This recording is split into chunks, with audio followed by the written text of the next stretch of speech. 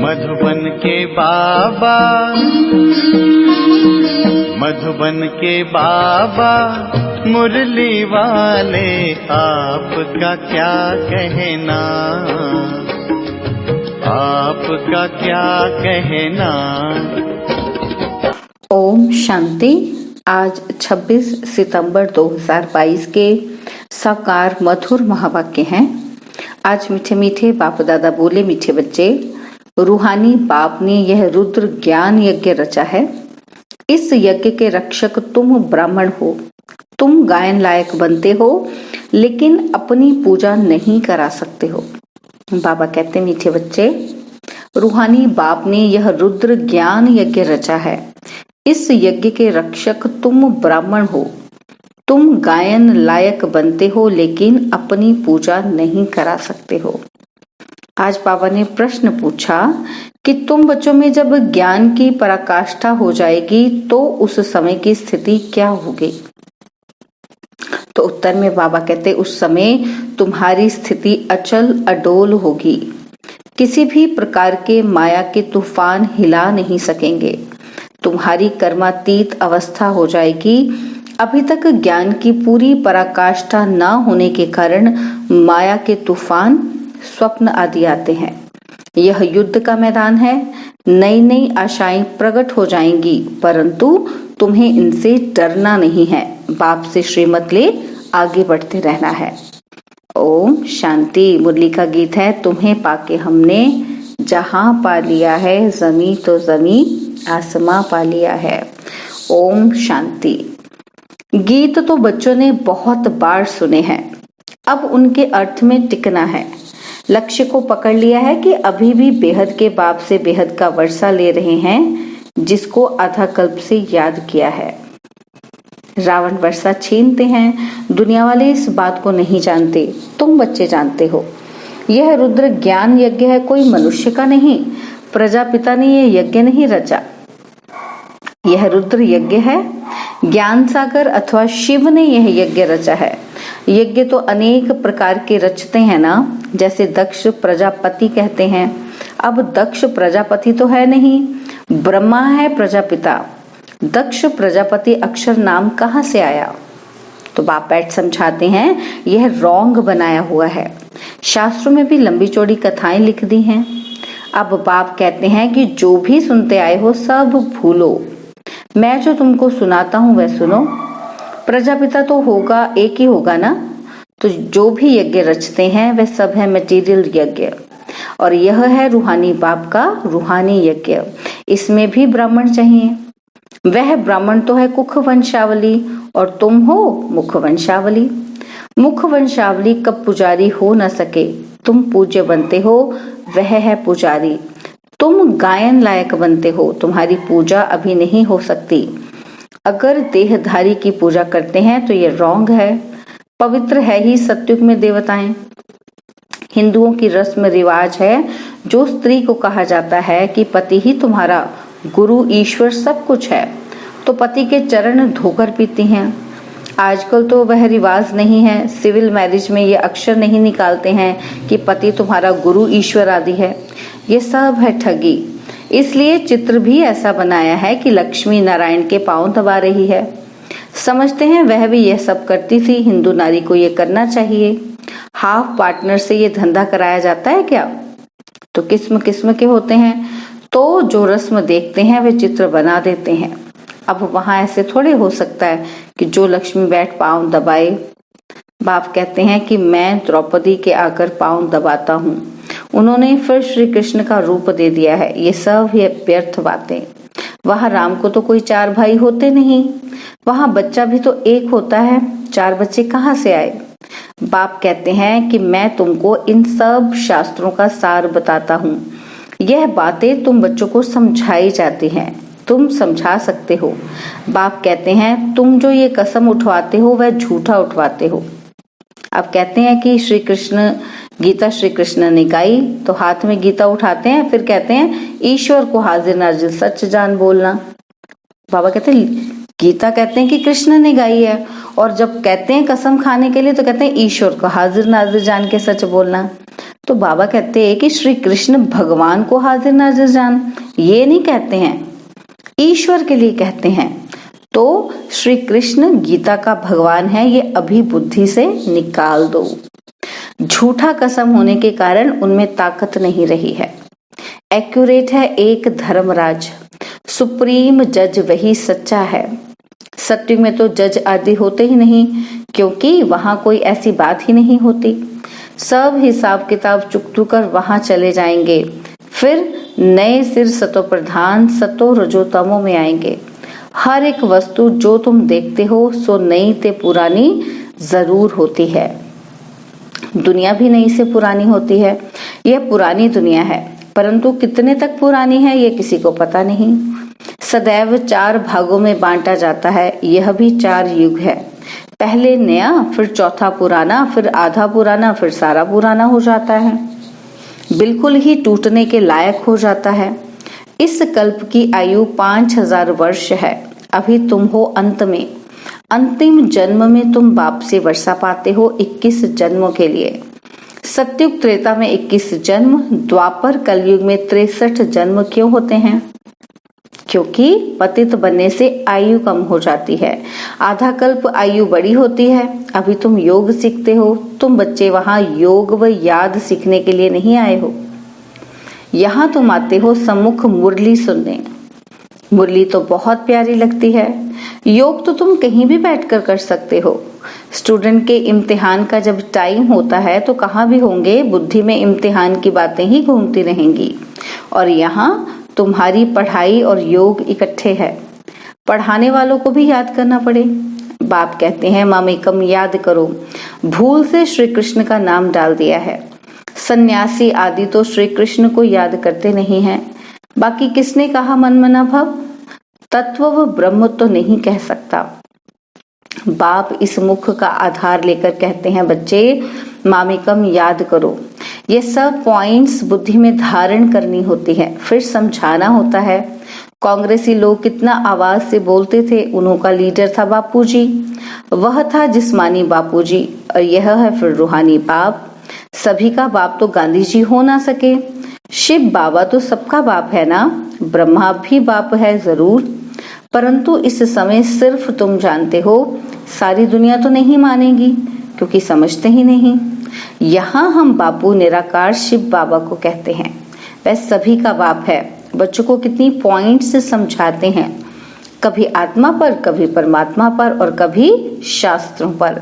ढेर के ढेर भारत में शास्त्र हैं और धर्म वालों का तो एक ही शास्त्र होता है। यहाँ तो अनेक शास्त्र हैं। फॉलोअर्स भी जो कुछ सुनते सत्य सत्य करते रहते हैं। एम ऑब्जेक्ट कुछ भी नहीं। जैसे राधा स्वामी पंथ है, अब नाम तो रखा है राधा स्वामी। राधे का स्वामी तो भी कृष्ण है। राधे का स्वामी तो किसको कहते हैं? कृष्ण को। तो वास्तव में जिस रूप से भारतवासी श्री कृष्ण को समझते हैं वैसे है नहीं। तो बाबा कहते राधे तो कुमारी है, श्री कृष्ण कुमार है। और फिर कृष्ण स्वामी कैसे कहेंगे? जब कुमार है तो श्री कृष्ण को राधे का स्वामी कैसे कहेंगे? बाबा कहते जब स्वयंवर बाद लक्ष्मी नारायण बने तब स्वामी कहा जाए।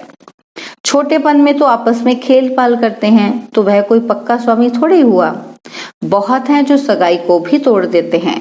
अब लक्ष्मी नारायण तो दिखाते हैं, परंतु नारायण के बाप का नाम क्या है कभी बता ना सके। अब श्री कृष्ण के माँ बाप दिखाते हैं। राधे और श्री कृष्ण दोनों के माँ बाप अलग अलग हैं।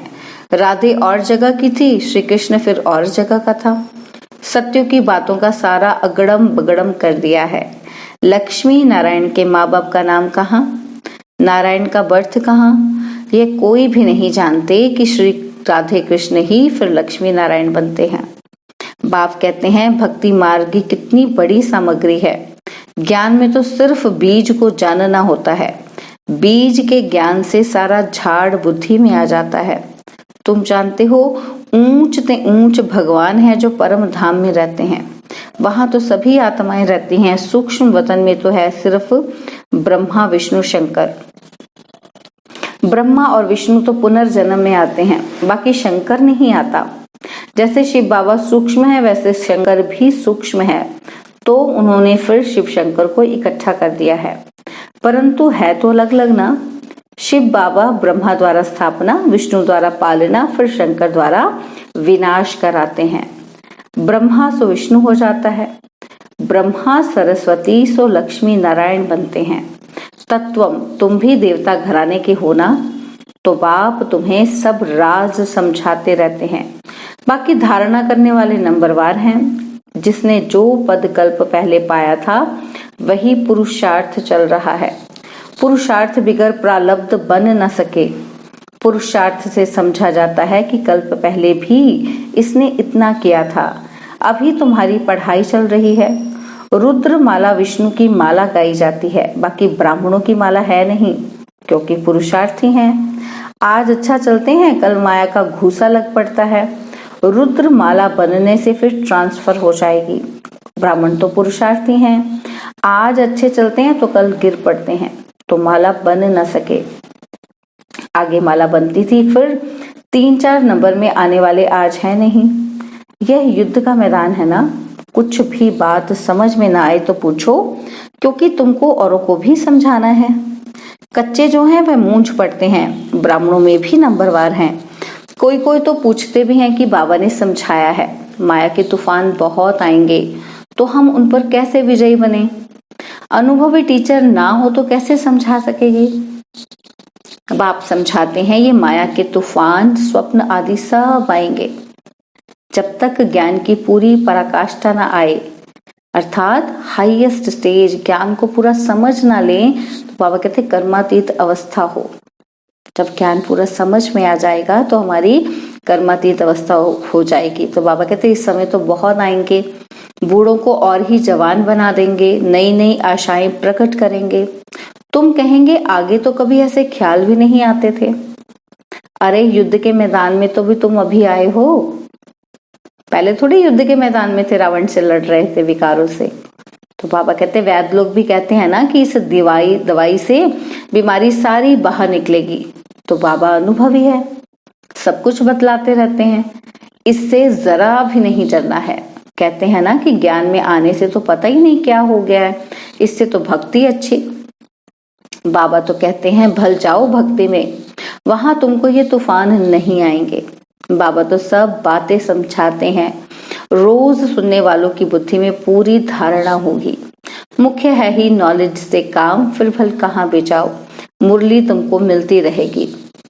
मुरली पढ़ने की मिलिट्री में भी मनाही नहीं हो सकती। मिलिट्री को ऐसे थोड़ी कहेंगे कि बाइबल व ग्रंथ आदि नहीं पढ़ो, सब पढ़ते हैं, उन्हों के मंदिर भी होते हैं, तो मुरली कहाँ भी मिल सकती है। फिर भी तो लक्ष्य मिला हुआ है ना। मुख्य बात है ही बाप का परिचय देना। पहले तो निश्चय बैठे कि हमको पढ़ाने वाला नॉलेजफुल गॉड फादर है, तब और बातों को समझ। गॉड फादर कैसे आकर पढ़ाते हैं ये किसी को पता ही नहीं है। लिखा हुआ भी है कि भगवानुवाच, तो उनका नाम शिव है, परमात्मा है ना। परम अर्थात सुप्रीम। परम धाम में तो सब रहते हैं, आत्माओं में भी सुप्रीम पार्ट तो किसी का होगा ना। उनको क्रिएटर, डायरेक्टर, मुख्य एक्टर कहा जाता है। वह है रचयिता, करण करावनहार, फिर पाटधारी भी है। इसमें आकर कितना पाठ बजाते हैं जिससे भारत स्वर्ग बनता है। ऊंच ते ऊंच बाप शिव बाबा आया, क्या आकर किया, कुछ भी नहीं जानते। तो कल्प की आयु ही लंबी कर दी है। बाप कहते हैं मुझे आना ही है कलयुग और सतयुग के, कलयुग के अंत में और सतयुग के आदि में। सतयुग में लक्ष्मी नारायण का राज्य था और पावन दुनिया थी। हम सो पावन, फिर हम सो पतित। चढ़ती कला उतरती कला कैसे होती है, ये अभी सब तुम्हारी बुद्धि में है। बाप कहते हैं बच्चे सबको बाप का परिचय देते रहो। बाप जब स्वर्ग का रचयिता है तो जरूर हमको स्वर्ग की बादशाही मिलनी चाहिए। भारत को थी, अब नहीं है, इसलिए भगवान को आना ही पड़ता है। भारत ही शिव बाबा का बर्थ प्लेस है, आकर तुमको स्वर्गवासी बनाया था। अब तुम भूल गए हो। भूल और अभूल का ये खेल है। इस नॉलेज को भूलने से फिर उतरती कला होती है। 1 सेकंड में जीवन मुक्ति, चढ़ती कला। जीवन बंध में कितना समय लगा, ये बातें शास्त्रों में थोड़ी ही हैं। जनक की बात है ना, बाप कहते हैं जो कुछ पढ़ा है सब भूल जाओ। बाप टीचर सतगुरु मैं ही हूँ, 21 जन्मों का तुमको वर्षा देता हूँ, फिर भी अहो मम माया तुम कब्रिस्तानी बना देती हो। माया क्या बना देती है हमको? कब्रिस्तानी। शिव बाबा परिस्तानी बनाते हैं। माया बहुत बच्चों को धोखा देती है क्योंकि श्रीमत पर ठीक रीति नहीं चलते हैं। अच्छा, मीठे मीठे सिकिलदे बच्चों प्रति माता पिता बाप दादा का याद प्यार और गुड मॉर्निंग। रूहानी बाप की रूहानी बच्चों को नमस्ते। हम रूहानी बच्चों की रूहानी बाप दादाजी को दिलवा जान सिखवा प्रेम से नमस्ते। ओम शांति। प्यारे बाबा, मीठे बाबा, मेरे बाबा, शुक्रिया बाबा, शुक्रिया बाबा, शुक्रिया बाबा। धारणा के लिए मुख्य सार है। पहला पॉइंट, मुरली रोज जरूर पढ़नी है। माया के तूफानों से डरना नहीं है। किसी भी प्रकार के धोखे से बचने के लिए श्रीमत लेते रहना है। और सेकंड पॉइंट है, पढ़ाई और योग दोनों इकट्ठा है, इसलिए पढ़ाने वाले बाप को याद करना है। निश्चय बुद्धि बनना और बनाना है। बाप का ही परिचय सबको देना है। बाबा ने वरदान दिया, अकाल तख्त पर बैठकर कर्मेंद्रियों से सदा श्रेष्ठ कर्म कराने वाले कर्म योगी भव। अकाल तख्त पर बैठकर कर्मेंद्रियों से सदा श्रेष्ठ कर्म कराने वाले कर्म योगी भव। कर्मयोगी वह है जो अकाल तख्त नशीन अर्थात स्वराज्य अधिकारी और बाप के वर्षे के राज्य भाग्य अधिकारी हैं। जो सदा अकाल तख्त पर बैठकर कर्म करते हैं उनके कर्म श्रेष्ठ होते हैं, क्योंकि सभी कर्मेंद्रियां लॉ और ऑर्डर पर रहती हैं। अगर कोई तख्त पर ठीक ना हो तो लॉ और ऑर्डर चल नहीं सकता। तो तख्त नशीन आत्मा सदा यथार्थ कर्म और यथार्थ कर्म का प्रत्यक्ष फल खाने वाली होती हैं। उसे खुशी भी मिलती है तो शक्ति भी मिलती है। स्लोगन है, ब्रह्मा बाप के प्यारे वह है जिनका ब्राह्मण कल्चर से प्यार है। ब्रह्मा बाप के प्यारे वह हैं जिनका ब्राह्मण कल्चर से प्यार है। ओम शांति। और अब यह एक बहुत अच्छी वीडियो भी जरूर देखें।